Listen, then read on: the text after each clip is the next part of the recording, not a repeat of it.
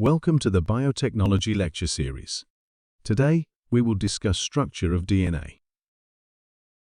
In this lecture, we will cover discovery of DNA, function of DNA, and characteristics of DNA. DNA fingerprinting is an essential tool in forensic science. It does not precisely determine the suspect's identity, but helps narrow it down. Which suspect's DNA closely matches the sample from the crime scene. And let's not forget to subscribe to this channel so you won't miss our next video. The followings are the learning outcomes.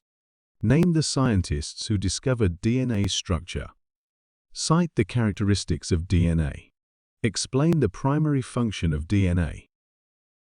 If we talked about the discovery of DNA, James Watson and Francis Crick in 1953 concluded that the DNA molecule appears as a three-dimensional double helix, and Rosalind Franklin and Maurice Wilkins used X-ray crystallography to study DNA structure, which helped Watson and Crick with their discovery.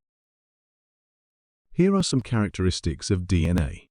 Like DNA stands for deoxyribonucleic acid, and it is made of nucleotide monomers.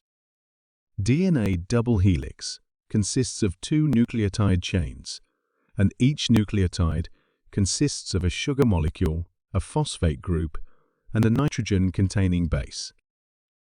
Hydrogen bonds between complementary bases hold DNA's two polynucleotide chains, like adenine bonds with thymine, and cytosine bonds with guanine. And did you know, the sequence or order of the bases in a specific DNA strand is related to the expression of specific traits and qualities.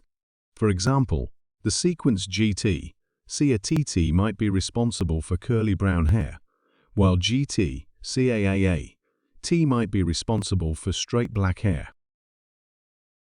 The function of DNA are, it stores genetic information necessary for organisms to develop, survive, and reproduce. Damage to DNA may cause cells to stop dividing, cell death, or become malignant. Let's summarize the whole lesson. The double helical model came from the combined work of Watson, Crick, Franklin, and Wilkins. The characteristics includes DNA is made of nucleotide monomers. The four bases are adenosine, thymine, cytosine, and guanine. And DNA stores an organism's genetic information is the function. Here is an assessment for you. You can try it at your home. How does DNA replication occur? Use a graphic organizer to show the step-by-step process. That's all from this lecture. See you in the next video for our upcoming lecture. And let's not forget to subscribe to this channel so you won't miss our next video.